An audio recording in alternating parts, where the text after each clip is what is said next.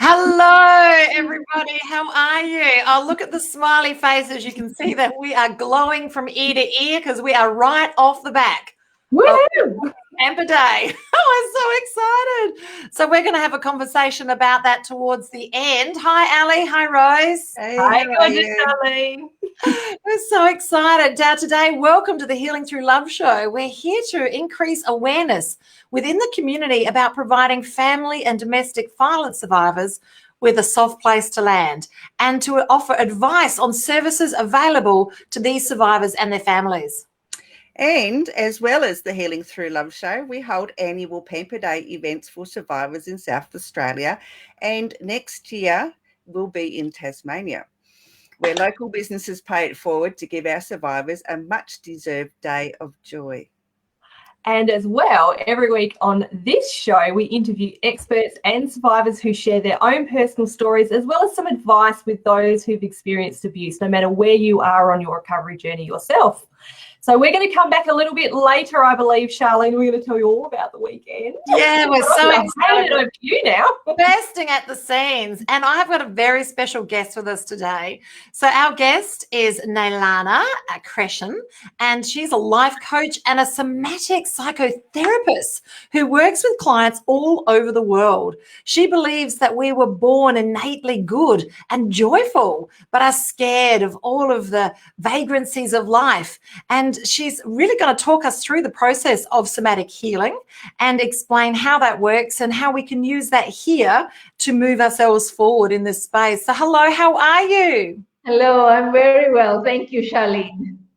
Excellent. It'd be great if you could explain to our listeners, what is somatic healing? Well, somatic healing is actually from somatic experiencing. Somatic experiencing was developed by Peter Levine, and it's a therapy that involves your nervous system. So what happens when we go through stress or trauma? You know, when you read about somatic experiencing, it keeps talking about trauma, but I realized that somatic experiencing can be used for anything, for pain. If you've had an accident and you're not healing very well, you find that even though all your x-rays show everything is fine and you're still suffering pain, it could be that you stored something inside. So basically, somatic experiencing is a modality that we used based on your body, because they always say the body, that's a saying, right? The body expresses, I lose it right now, what the mind suppresses. The body expresses what the mind suppresses. So when you've stored it, the body's going to come up and say, oh, hello, here's a pain here. This is from somewhere. You won't know where it's from, but there's a pain in my neck or in my tummy or somewhere. And it's usually from things that you've suppressed or repressed. Fantastic. So what could we do on a daily basis to express and release these energies that happen to us on a daily basis? They could be people cutting us off on the road, or all these sorts of fabulous things that happen. Someone burns the dinner, someone leaves the gate open and the dog runs away. Like all of these things that happen for us on a daily basis. What could we do to daily release these energies so they're not stored in the body? That's a very good question, because sometimes I ask people, right, what do you do to release your stress? And they'll always say, well, I go home, I play with the dog, and I play tennis, and I exercise. I said, no, what do you do at that very moment when you have something that's bothering you right there? So what you can do is, the first thing is take your attention to your feet. Now, a lot of people say, oh, this is grounding, isn't it? Yes. But I also realize something so simple. You know, I'm doing it as I'm saying it, just taking your attention to your feet and then observing what happens to the rest of the body. So if you're new to this, of course, people say, well, I'm feeling a little bit nervous here and a little bit nervous there. But taking your attention to your feet is one thing. Of course, when you're driving, if you're driving and someone cut you off, I think when you do, if you're on the road and you're doing something, and you can actually, I think, if you're driving, just take your attention to your feet. The other thing you can do while you're driving is, oh, lady with the green top. Ah, yellow light. Actually say that silently. Amber light, it's red. If you're at the red lights, I'm here. Press your hands on the steering wheel. This is a steering wheel. It's warm, it's hard. So this brings you back to the present. Because when we're mad, we're all over the place, or when we're upset or whatever emotion that's uncomfortable, just bring yourself back to the present. I love If you're not driving, let's say your boss is screaming at you, you'd really like to throw your coffee cup at him. You can feel your feet. And then this is called orienting. You could just look around and look. Orienting to goodness is looking around to something that's nice. So if you're in a room that has got nothing to look at, actually you'd be surprised. Sometimes a room that has nothing, people find really strange things. They say, oh, I see a dot on the wall and it looks like a heart shape. Or you can resource, you can think of something nice. So if you, let's say you think of your pet, and you can't look around, you can't make it obvious you're looking around, you have to sit there and you're really seething. You can take yourself to somewhere and think of something pleasant. And when you think of something pleasant, you just go there in the body. I think of my cat and I feel so good. If you're thinking that, oh my cat, so cute. And you find yourself softening. I love it. So it's about having that pattern interrupt so that you can become very present and become grounded, as you say, and be very present. I love that. That's fantastic. So what can we do? Can we do anything else on a daily basis, like to get these frequencies, these energies out so that we are, and it's something that we can maybe do while it's happening, but also something that we can do as part of a ritual at the beginning or the end of the day, just to clear the energy frequencies that are left behind? Yes. On YouTube, I have a channel under my name, Nalana, actually under Somatic Asia. But one of the exercises I teach is you take your right hand, put it under your left armpit, and then the left hand holds the upper arm. That's it. And your feet on the ground, and just allow the body to settle. This is something Peter Levine showed us as well. And he says this is from a modality called Jinshin Jutsu, which is a meridian points and energy points therapy. The other thing is, of course, orienting, which is just looking around the room, looking for anything that looks nice. Like where I'm sitting, I see the green, the sun shining on the plants and the trees, and I feel comforted. And then the other things you can do is something so simple as a slow motion wow. Wow, exactly. Slow motion. Wow. What this does is, when we're uptight, we're sometimes gritting and holding tension here. And this releases the tension around your jaws. You can do woos, woo, and then you rest. Woo, rest. You can do 3 times or more, and the vibration of the woo gets your body into some kind of balance. Yeah. I actually taught someone this the other day, and I said, and she said, well, I can't do that loudly. I'm surrounded by people in the office. So I said, do a silent move. Imagine you're doing a silent, that's it. And she went, wow, I didn't know that works. That's fantastic. Okay, so you've shared with us how we can, when something happens, how we can release that, and you've shared with us some fabulous tips how we can embed them into our daily rituals so that we can release those frequencies.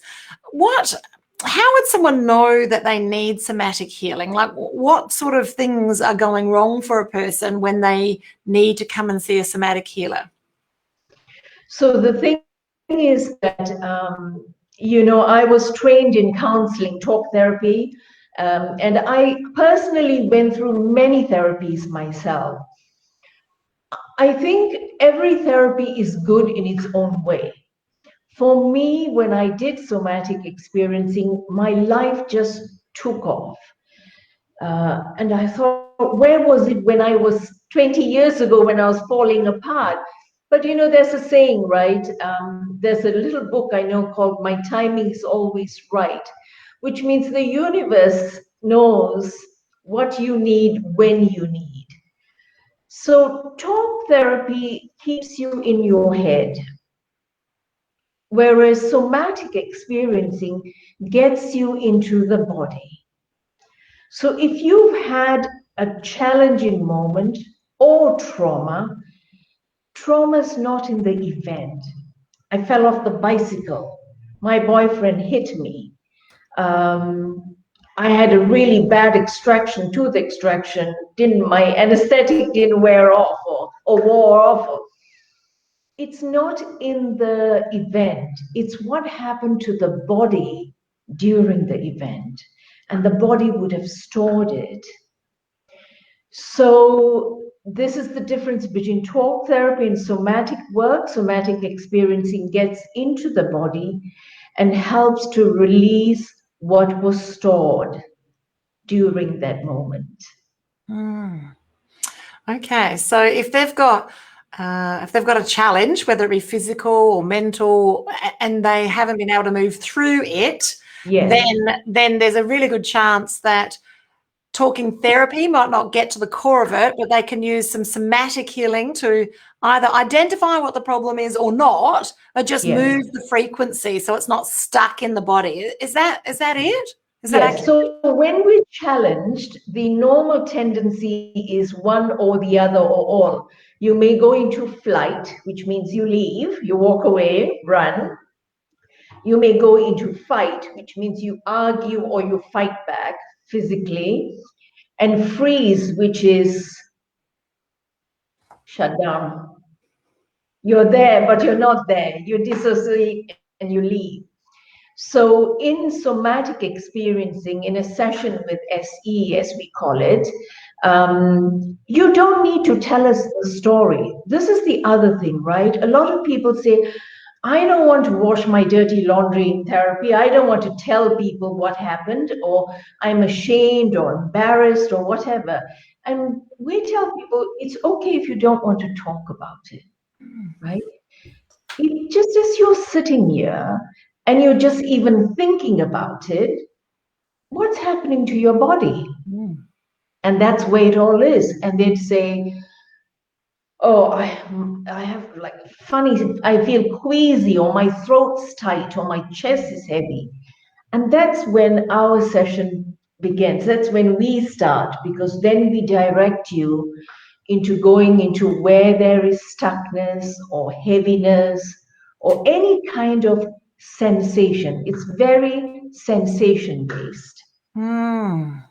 So, wow, I understand, reading your bio, that you do a lot of work with people that are in the DV and family violence space, which is very close to our heart here at Healing Through Love. Are you open to sharing the reason why you've chosen to work in this area, which at times can be very challenging? It's challenging, and a lot of people are ashamed to talk about it. And even in my society, it's not discussed. And I've rarely ever mentioned, but I feel it's important that I do, so that anyone watching knows that there is a way out. You know, I grew up with family violence. And there is something I really must say, which is there's a saying, hurt people hurt people. And I couldn't understand for many years why one of my parents was so violent. Of course, years later, when I was in my 40s, and I looked at the library and I saw all these books on self-help, and in those days they didn't know about therapy. I realized that this parent of mine was trying very hard to understand what was going on in himself. So I understand family violence. I've seen it, I've experienced it. For the person experiencing it, it's if you're a child, you have no idea what's going on. This is someone who loves you. Why are they hurting you? But if you're an adult going through it, you're also wondering, this person loves me. Why is he or she hurting me?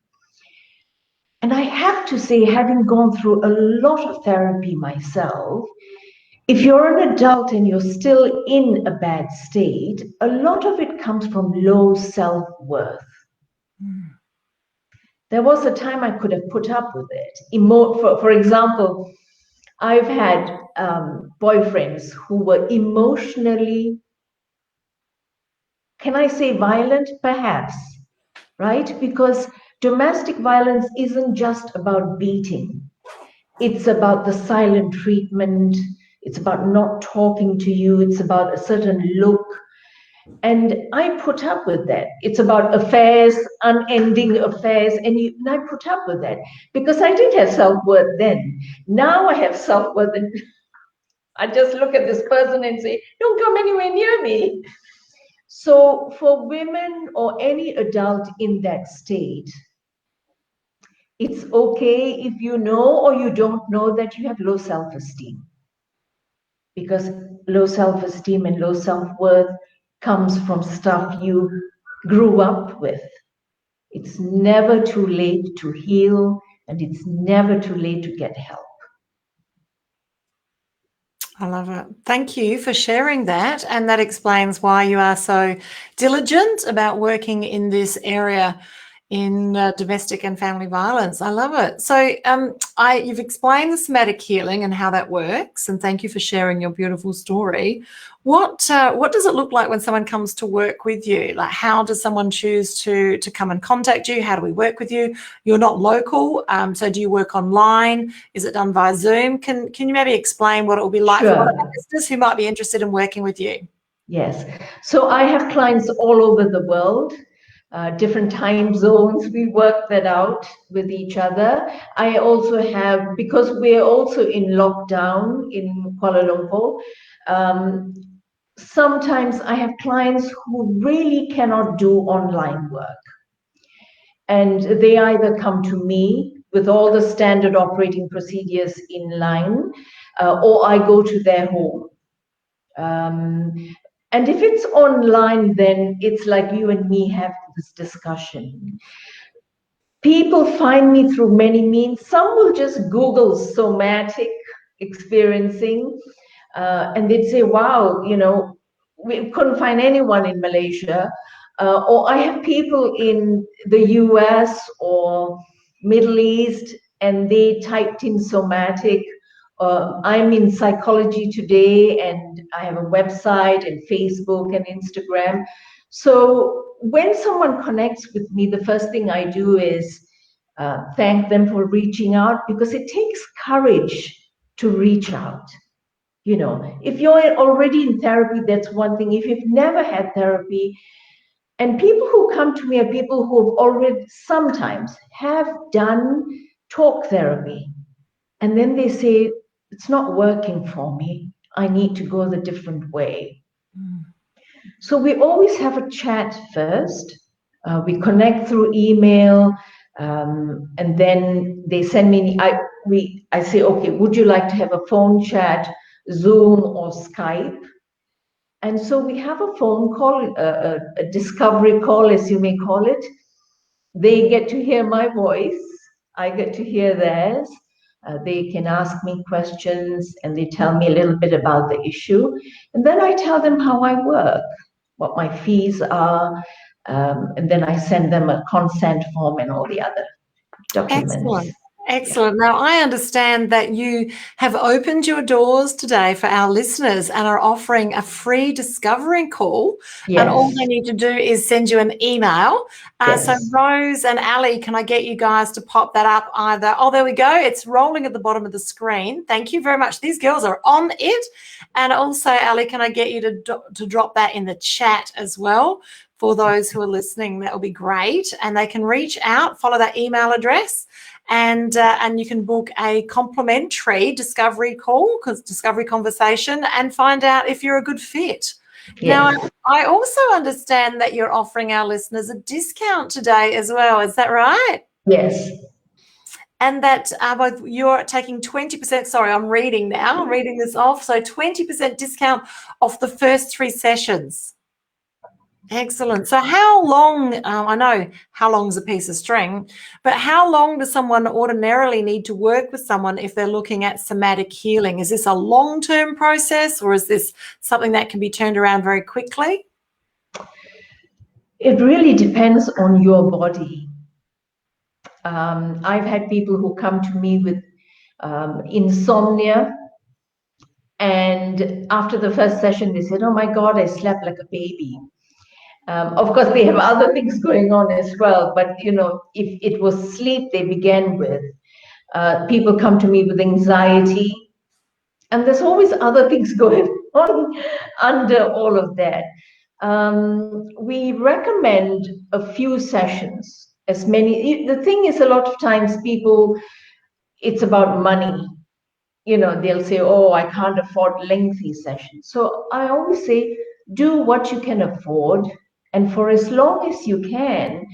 So if you have the funds and you can go on for as long as you wish, then you go till a point where you think, yeah, I'm in a good place now.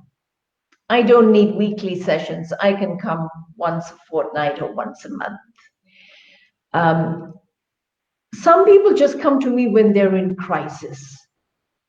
And we recommend to do more rather than wait for the crisis to take place, because then it's harder to work with your body. Yes. So I don't set a number of sessions. It really depends on the client. And yeah, again, how quickly you heal depends on you. Exactly, exactly. I love it. So, wow, you've taught us so much today, what somatic healing is, and you've shared with us your beautiful story and some great tips and techniques of how we can ground ourselves and get in the moment. And I love this one. Yes, very simple. I have to work at getting it in the right armpit and the right hand. It's like a self-hug as well. We're not, during COVID times, we're not allowed to hug each other. So sometimes this just feels like a nice self-hug. I do. I love a self-hug. That's fantastic. And you've been very generous today and opening up the opportunity for people to have a free discovery call if you're a listener today. And that can be if you're watching us live or if you're watching the replay. Remember, as always, put #replay because we love to come back and have a conversation with you. And the promo, I will put the promo up before we, oh yes, excellent. So Rose is chatting to me and telling me what she's doing. She's going to pop the promo up. Thank you so much for joining us today, and thank you so much for sharing your beautiful story. And it's nice to know that you're a sister warrior as well, and that we are out there making a change for others and helping them facilitate their growth and healing. And thank you so much to the sisterhood. So thank you so much for joining us today. Can we give her Thank you, everybody. Thank you, Charlie. Thank you so much. Thank you so much. Now, joining us back is Rose and Ali, because these girls are chomping at the bit. They are all levels of excited. They're going to pop back into the screen right now because we've just finished our weekend of pampering through love, haven't we, girls? It was so good, yes. Oh, so now, Ali, we had 39, nearly 40 girls come through to have beautiful pamperings, and we had a total of, was it 12 or 15 exhibitors? Is that right? Giving the girls 15 exhibitors? 15 exhibitors, giving people a beautiful opportunity to receive healing, whether that be in the form of a chakra aligning, or it could have been a facial, a makeover, their hair done. I saw so many tears, Ali. I remember one beautiful lady who just couldn't believe that the gift shop, so as soon as you walk in, there's a shop to choose any clothes, handbags, jewelry, anything you fancy. She just couldn't believe that people would give it to her for free, and she just cried. Another lady, I was watching her, she was having her hair done, and she'd been with us now, I think 3 hours she'd spent having this, that, and done. She'd had tea and coffee and beautiful cakes. And Karina pulled up the mirror behind so she could see the back of her head and the front of her head, and she just started crying. Someone hasn't stopped and taken that sort of level of care of her before, and she got to see herself in a different light. And I'm crying now. It was just happening all day. It was such an emotional day from beginning to end. I've got to say, Rose, could you talk a little bit about the cakes? They were a little bit loved. I weighed myself this morning. Yeah, I want to thank both of our sponsors, the Sweet Tooth Factory in Salisbury. Natasha Woollerman, she makes the most amazing cupcakes and cookies and things, and I heard they were an absolute hit. So I want to thank her so much for supplying those. She gifted those to us. So yeah, thank you so much. And I also want to thank 19 on Green for supplying the venue to us free of charge. We are so grateful that they came to our rescue. It was an amazing venue, and we can't thank them enough. So thank you to Michael, and and thank you, Natasha, for paying it forward to the ladies that we help through our Pamper Days. And I'm going to add to that list, Ali, could you talk about our barista, who was the most popular person on the entire day? That woman didn't get a toilet break. They were lined up. Can you share with us the story about our barista? Look, I'm a little bit biased. I'm not going to lie. She was my daughter-in-law. She still is my daughter-in-law. But yes, she was extremely popular. And I have to say, I mentioned what we were doing to her about a week and a half ago, and immediately she says, Mum, I have to be involved. So she sourced a machine, and she came, and she was very popular for the day. I actually saw some tears from ladies who I said to them, would you like a tea or coffee? And some said to me, I just don't have any change on me. And I said, no, it's all, this is a Pamper Day. This is just for you. Just go and help yourself, go and get a free coffee. And that was when I started to see tears, for the same reason, Charlene, is that people just could not believe that, or they were so surprised that we would pay it forward in this such a simple way as a coffee. But yes, Jessie Lee, she's an absolute pocket rocket. That's what she says about you. There you go. It must be proximity is power, and it's rubbed off. I also want to thank our exhibitors too for giving up their time and their resources for the day.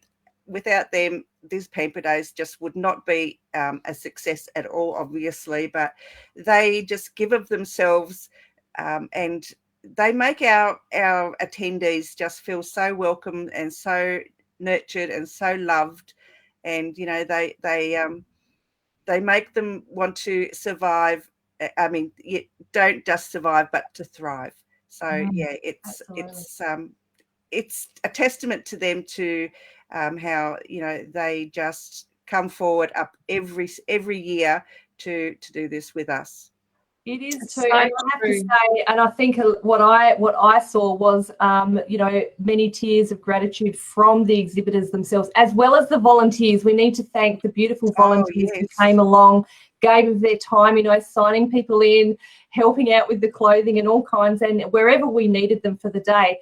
But, I think a lot of the ladies who came in and volunteered, both as volunteers and as exhibitors, they got just as much out of it as well. And there were tears of joy from them as well. So it was amazing all round, wasn't it, Charlie?